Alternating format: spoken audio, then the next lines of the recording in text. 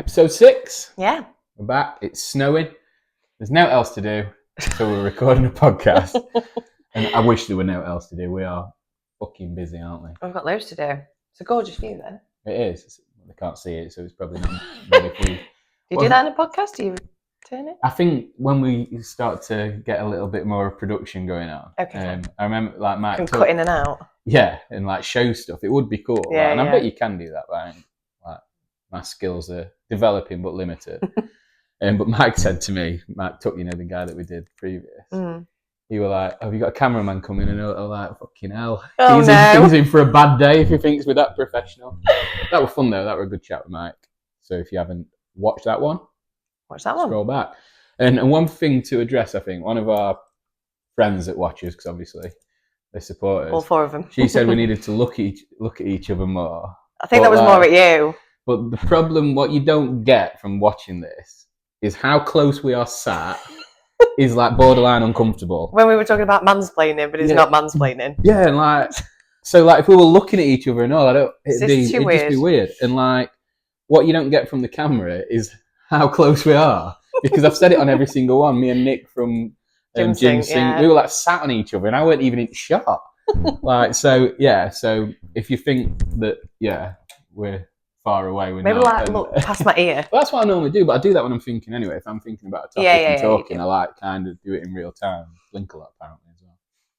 But that's a good load of nonsense to start a podcast with. So if you've not switched off, we'll talk about the review of the last week or so. You've been to one of the last events of the year? Yeah, one of the last events was Winter Soldiers, Battle for Middle Ground, Graft events. It was our last one in our current sponsorship agreement with them as well, which it's an interesting sort of feeling I had on Sunday. Like I was like obviously there on my own, so I had a lot of time to reflect because the Wi-Fi in the building was dog shit. And it was just interesting that because they're some of the most like, you know, prestigious events in the UK, what Rick does there is unreal. And he's got like, just looking at the caliber athletes that were there this weekend, people want to go and do them. And I remember when I started out doing this before you joined, getting to the Battle for Middle Ground event. The first one we ever did was just before the nonsense COVID lockdown. And it was amazing. That was the first one we did. And then everything went quiet, obviously no events. And then they did a jailbreak tour, as it was called. And it was obviously just to celebrate the end of lockdown. And we sponsored that. And it was the first one I'd done. And I remember like being so excited that not only they wanted to work with us, but that we had now this sort of reputation that we were worth sponsoring and working with and partnering with big events like that. And then that grew to us then sponsoring the actual big events that they put on. And we've done that for the last 2 years. And it's nice to reflect on, you know, where you've come from and like, you know, that was the last one in our current sponsorship agreement because as we've touched on a couple of times, we're not going to be doing events next year.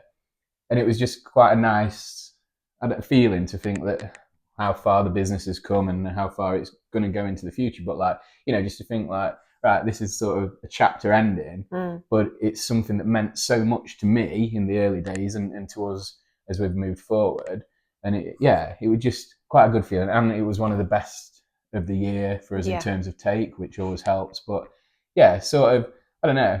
I'm sentimental about weird things. Like, well, you will do. Like, what's that thing on Friends? It's the end of an era. Yeah, it is, and it's yeah. Well, not the end. It's a paused era. Obviously, this is all for.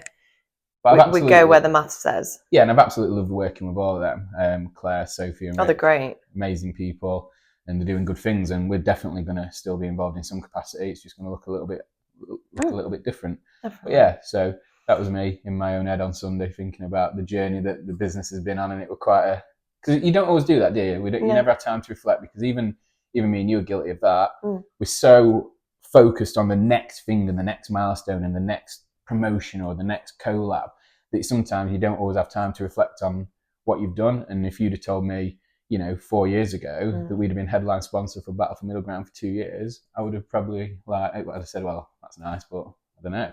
You know what I mean? So yeah. So it's good to it's been a great partnership, though, hasn't it? Yeah, it has, and yeah, we've got a lot from that, and they've got some great teas and stuff from it too. So they've had Definitely.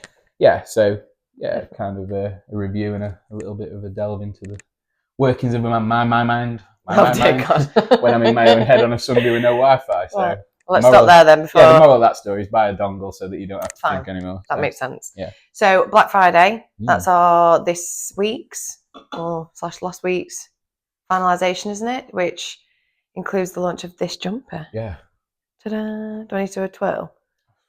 I can't be asked to move, and I'd have to for you. No, I feel like I can do this. Can I do that? Don't know if you can show. Oh yeah. See? There we go. Proudly refusing to obey authority. DFNT date looking good. Mocha is the colour. So when you come to search for that online, when we launch them over Black Friday weekend, that is the colour Mocha. So what we're doing something a bit different this year on Black Friday, and the same because you have to do both. We are launching those crew necks over Black Friday weekend, and the new colour of the Eternity hoodie, which is a burgundy colour, or wine as we've put it on there, just to appeal to more people. And what we're going to do... It's all about the keywords. Yeah, absolutely. What we're going to do is anyone that buys from the Eternity range over Black Friday will get a pair of socks absolutely free. That's the Black Friday offer on those, on that range. But then we'll also have a site-wide 25% off for most products, but then we're going to be bringing the sale range back as well, which is up to 50% off. So we've got some massive savings on offer. We're doing a little bit of everything this year for it, which is exciting. And if you want access to that sale earlier than everyone else, because the sale range stock is limited, you need to make sure you're on our mailing list, because we'll be giving our mailing list 24 hours early access via a code. So if you're watching this and you want to take advantage of these amazing deals, you need to be on the mailing list, and you can do that via the link in our bio on Instagram. It's actually on our YouTube as well, and I'll pop it in the comments of this on Spotify. So wherever you're digesting this podcast from, you'll be able to get a link to sign up and make sure you are the first to take advantage of those offers. I love that. So one thing I'm really excited about is, I think we mentioned about the new limited edition tees that we're going to try and do with the new graphics for next year. On a scale of 1 to 10, how excited are you? I'm very excited. I think that was probably the scale, was it? Give me a minute. About, I'd say 7. Listen. Fuck me. Listen. There's a reason. So I don't get excited easily, and I'm at 7 because I love the graphic. The tee samples are on the way. Once I've got those in hand, and I can then marry the two together in my head. 7.5 then? I will then, no. Then I'll be at like an 8-9. Okay. Then when I see them come together, then I'll be at my 10. I like what you did there then. So you with me? Yeah. So what you would say is then, if we broke that journey down into segments, you are a 10 for the point at which we are at, but the overall process has a little bit of tweaking to go. I'm at 7 for where I'm happy. So saying you're very excited and then giving it a 7 doesn't match up, but you can see where I was coming from. Yeah, it makes sense now. The inner workings of your mind are almost as ridiculous as mine. Oh dear God. They haven't got long enough, have they? Nope. Right, so topic. What did we want to talk about today? Today's topic, which I think we'll come on to at the end, but we'll just give you a flavour now, is what is an entrepreneur? You don't like the word, do you? No, I think... Well, I don't mind it so much now. I feel like before I fully understood it and became one, and even when I was one, I still feel a bit 6A in it. But it's like, I just thought it was something that, dickheads said. Like, why though? Because it's like, what do you do? Oh, I'm an entrepreneur. What do you fucking do though? Like, stop just throwing words at me. You know what I mean? Well, I just felt like it were one of those things that people that had nothing to say could use to make themselves sound more important. So I just had a negative stigma attached to it. And I assume, I don't know, I can't give you the root of it, but I assume someone that I think is a knobhead at some point has said that they're an entrepreneur, and I'm like, all entrepreneurs are knobheads then. Okay, and then I met you, and that further confirmed it. Well, yeah. So like, it's hard to explain what I do in one word. You know, when it's like I work in tech or I work in just fingers in many pies. So it's really. I never call myself that, to be fair. No, I just get people to sit down for half hour. But yeah, I think it's important to sort of recognise what that is and what that looks like as an entrepreneur, and what it means for us. I think would be quite nice to touch on. Yeah, definitely.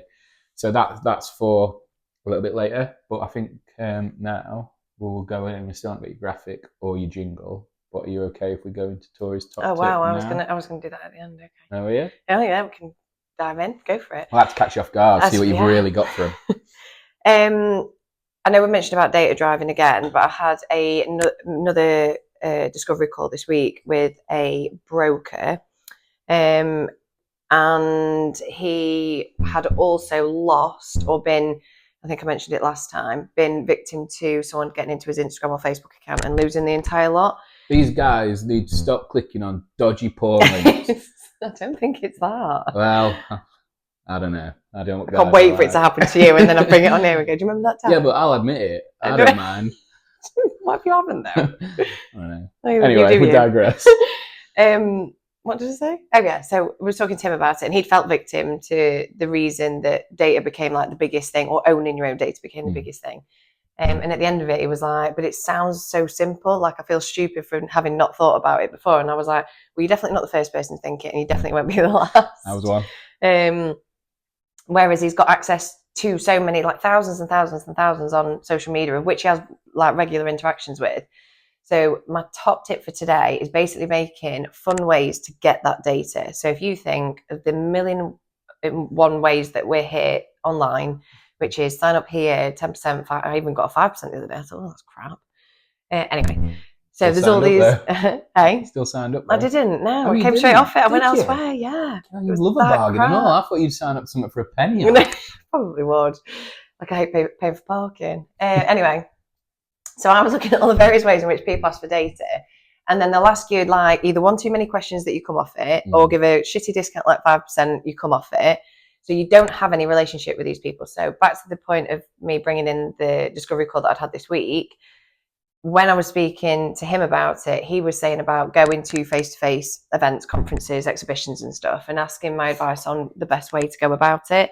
Now, obviously, for his industry, he needs relatively sensitive information that with no relationship whatsoever, you're unlikely to get up front than you will do face-to-face when you've got a bit of time. Yeah. And I think we spoke about you maybe linking in that Instagram video that you took or YouTube clip that you took at the weekend. Obviously, I'll spin the wheel for the Defiant Co has been amazing. Which, when did I bring that in? About a year ago? Yeah, it was it was one of the first things you told me to start doing before you even part of the business. It was when you were working in your consultancy capacity, and you said that we needed to, because I was like kind of selling to somebody, and then they might never even know who we are. Like, you know what I mean? If you buy something, obviously it's different with us because our logo is embossed on our garments. But say you are at an event where you're selling like stuff that maybe doesn't have a logo or things like that are not as easy to find. If that customer can like your stuff and buy it, but then you don't do anything other than sell to them there and then, you haven't got no way of contacting them again. If they have no way of finding you again, they could have loved your product and never be able to get back. So, but it also gives that scope, and appreciate ours aren't too intimate if you like, but some of the questions like a broker or someone that needs a bit more sensitive information, if you build a relationship face to face, they are more likely to give you their mortgage renewal, their insurance information, even if it's just a general understanding, so that the message that you then send is relevant, direct, and it's obviously targeted at the audience. So what would you do in that instance then? Say when you need that sensitive information, would you, at the point of maybe like with the wheel, for example, at that point, would you not ask them for that data? You just get the standard contact details, and they go into your list, and then as you nurtured those over time, they develop that trust with you? Or do you sort of still try and find a way of gathering that sensitive information at the first point of contact? Based on that example that I was just talking to you about with the consultancy that he's doing, what he wanted people to come over was to come over and be part of something that would take time. And with that, you'd probably get a group that would come with them, whether it be like X amount of pull-ups, or I did one where it was like X amount of calories on a bike. You've got time to talk to them, ask them about how they're finding the event, all that competition, all of that sort of stuff, build any form of relationship. But then at the end of it, just say, look, do you mind just filling out this quick form? None of it is required. You just put it as a nice to have. And we've added questions over the time of the sign up form, haven't we? And no one bats an eyelid at that one extra question. As long as it's not, 10 pages long, you still want it to be done within a minute, or not even that. You want to be done it within seconds. But my point is when you've got the relationship and they understand your name, what it is that you do, based on the time that it's taken to have that relationship built by getting people over, then I said that's the time that you get that information, because you're unlikely to get that up front from someone who doesn't know, like, or trust you. But back to what your point where you just said, do you get just the contacts at the beginning? Yes, if that's easy and you're just looking for, I mean, we can get, what do we get? I think 1,000 over a weekend. Like, that's a lot of people for me to speak to. Yeah. And a lot of turnover where the relationship, even though I try my best. A lot of fake laughing. You love it. It gives me a sore throat at the end of the Well, stop doing it. Well, they keep buying and they don't unsubscribe, so I'm doing something right. You are. Anyway, so the point was is if it's high, what you threw me now? What was I saying? You were saying about like when you've got a high turnover and you've got lots of people to talk to and you need to happen fast. So if you get their details up front, and then what you were saying about later down the line, you nurture them, making sure that your nurture sequence is behaviour orientated, i.e., do they open the emails? You can actually apply tags now automatically to people that open the emails, would then go from what you'd class as a cold lead that you've met on a quick turnaround spin the wheel job into a warm lead because they've opened your emails, and then you could have another behavioural tag that they've clicked something in there which makes them even warmer, etc., etc. So yes is the answer. You can figure out what people are doing, so base it on their behaviour to then decide how you nurture that lead or that customer journey. So then part of that as well then is making sure that you set up for success with your CRM and everything 100%. else, so that you can nurture those leads, move them from step to step, you know, get them in the right workflows, all that stuff you were talking to me about earlier actually. Because if you just get in the data, then it's like, what do you do with that and how do you 100%. It's one of the biggest hurdles that I come across from the consultancy side of it is no one wants to spend the money for what they consider to be a fancy Excel spreadsheet. But then you can do it on an Excel spreadsheet, which I'm sure is where you started. And then obviously then we've laughed and joked before, we used to keep it under that figure before it tipped over to the next price bracket of about 25 quid. That people think that it is literally just a holding place. Whereas if you use it properly, and in the day and age that we're in now, I think you have to, for the speed in which you want, if you want to grow in business, then you have not got the time to be doing that manually. Yeah. I think the challenge people have, which I'm a massive advocate for it now, so I'm not like sort of pushing back at all, is that things like that, they seem like a very expensive addition, don't they? When especially before you've even started to see the benefits from it. It's like things that you just have to pay for, but you don't really want to. And I think, if you've got a good CRM system, some of them can cost quite a lot of money, but what they can do for you is just incredible. So it is just sort of taking the punt. If you're out there thinking, oh, I don't need it, you absolutely do, because even if what you're doing is good, having an effective CRM tool that can do a lot of the heavy lifting for you makes it better, and making it better is what it's all about, isn't it? It gives you your time back, because when I was doing it to start with, it was like you said, it wasn't quite an Excel spreadsheet, but it was very manual. And like now, with how busy we both are in terms of what we're doing, trying to move the business forward, not be stuck down doing the sort of day-to-day weeds, as we call them, it's like it takes that pressure off you. So you might think you can't afford it, or you think it's a big expense, but how valuable is your time? Like, what would you be doing with your time if you weren't doing that? If you weren't spending an hour nurturing a spreadsheet, you know what I mean? If that was all done for you, what could you be doing with that hour? You could be out getting better customers, speaking to existing customers, contacting suppliers, contacting partners to collab with. All that stuff can be done when you take the heavy lifting off your plate, can't it? And I've just realised as well, we've used CRM, and some people don't know what CRM means. It stands for, go on. Client relationship management. See, this is what's weird for me, because CRM in my world isn't a system. It's like it can be a role, client relationship manager. So like it's like kind of, and that's just a person that does absolutely fuck all, as opposed to a system that's very useful. That to some people think do fuck all. So it's just a case of making it work for you. Anyway. That was my top tip. We spent quite a bit of time on that. Yeah, and I think like when like you touched on that video that we're gonna link in of the people at Battle for Middle Ground this weekend, all dancing and jumping around the wheel. Yeah, they got a freebie and they were dancing and shouting and jumping. So it kind of creates its own buzz. If you find an engaging way, like you talked about with the pull-ups or the max cows, if you find an engaging way of creating a buzz, then it manages itself. People eyes come are over. On then. Yeah, I'm the sucker for it. Whenever there's like, Concept 2 were up at Rogue, and they had a thing going, didn't they, where you had to do so many air squats and a row or a ski. And when you can see that, you're like interested, and then they suck you in, and then once you get there, you're like, Oh, maybe I'll give it a go. Well, it's entertainment at the end of the day, and for people that have got time, when you're either a spectator, an athlete looking for something to do, then in that arena, but true of any industry, that you just need to find something that creates eyes on, and it not be the standard. This is us. This is what we do. All about you, and nothing about them. So make it all about them, and then they'll come over. Yeah. So it's just a messaging twist. Yeah, cool. So entrepreneur. Tourist top tip. Oh yeah. Boxed off. So yeah, entrepreneur. So what is an entrepreneur? What we should have we've got the definition. Get your phone. Let's do it in real time. Let's discover it together. Well, the actual God. Got to spell it now. I struggle with this. Maybe that's why I don't like it. Maybe.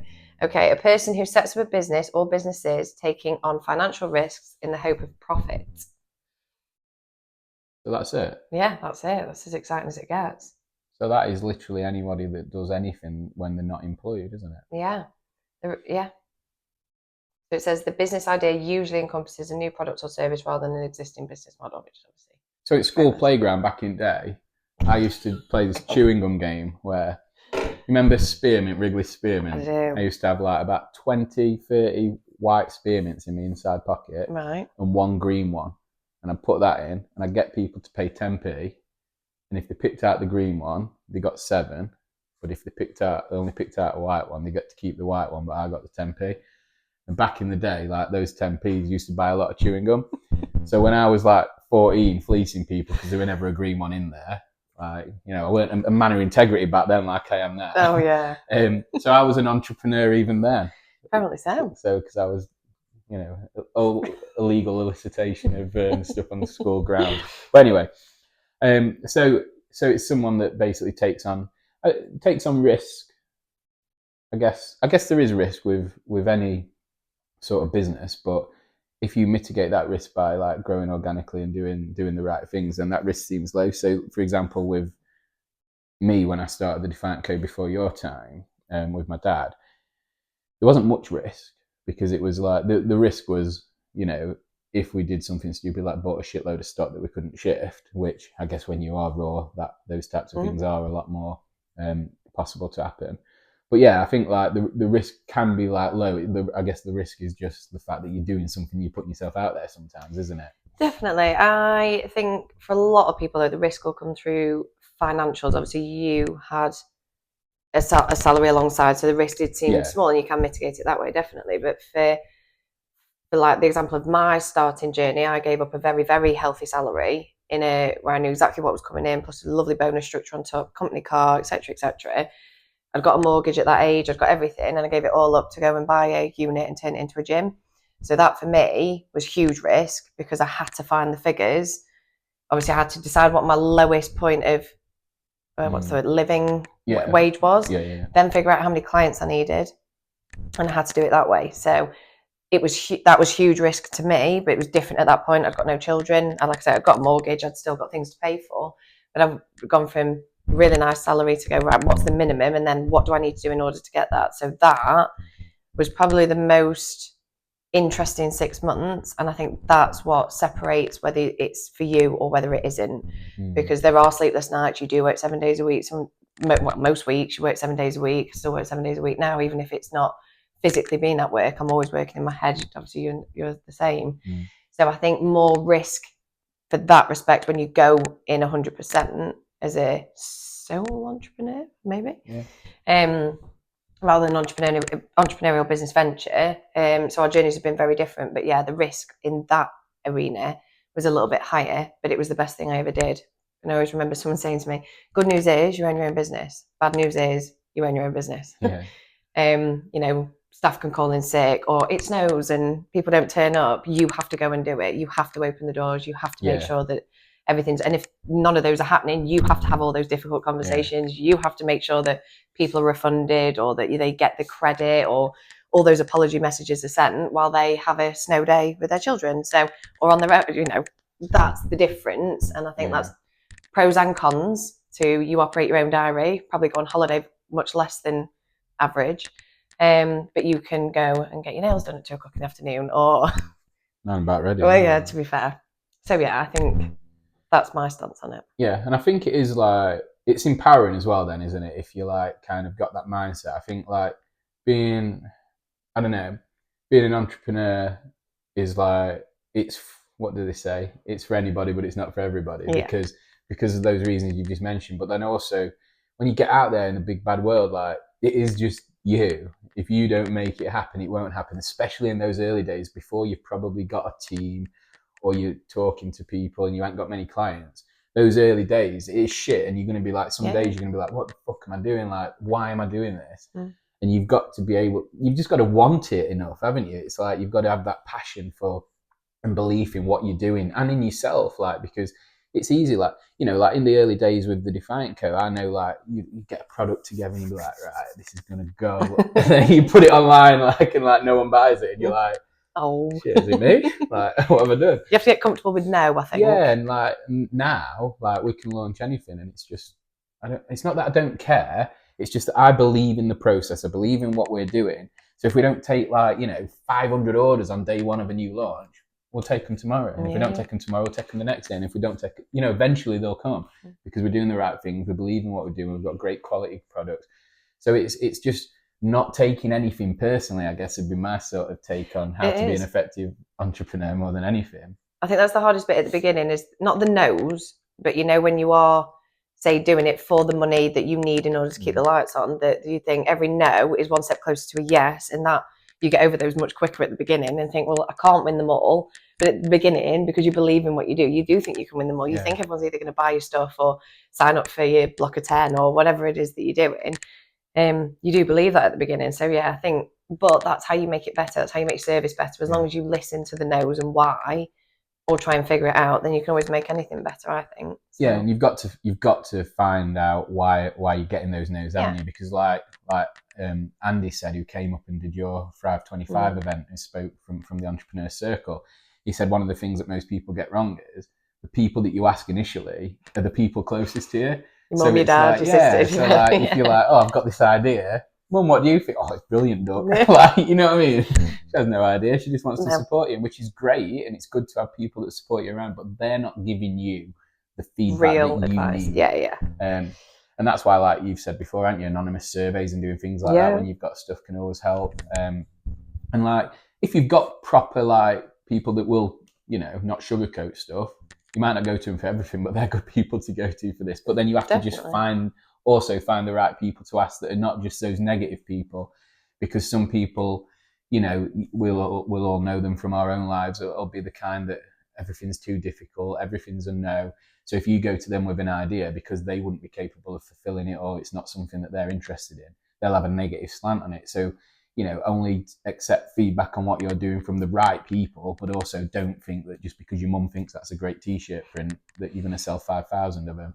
It's just not the reality. So it's like, and that's where developing a circle. What we spoke about last time, you develop that circle. If you join an organisation like the Entrepreneur Circle, or a networking meeting that everyone, definitely. Exactly. You start to be around those people. You know who to ask. You know, you pick up nuggets of information from everyone. So, like, it's a daunting place at times. Like you said, I probably didn't do it justice because, like you said, because I had a salary alongside what I was doing, it was risk-free. But, you know, like as we move forward and things change, then that risk will come again. And I'm looking forward to it. I'm looking forward to all of it. Good. But yeah, so would I call myself an entrepreneur? No. But do I display entrepreneurial traits? So I was going to say spirit. Yeah, I've got such a good spirit. Like, so yeah. I couldn't say it. Yeah, it's weird, isn't it? Well, spirit, soul, all that kind of. Well, you just I got it. Oh, people think I'm lovely. My mum might have to. Oh, there you go, don't ask your mum. Right, now we're really chatting shit, so are we done? Yeah, great one. Nice one.